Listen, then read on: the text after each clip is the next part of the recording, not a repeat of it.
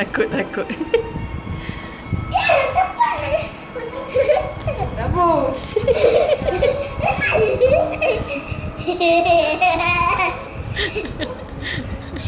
Dia macam hantu kan? Oh, memang takut. Takut kucing. Tapi nak main kucing. Buat ambil lah. Cepat.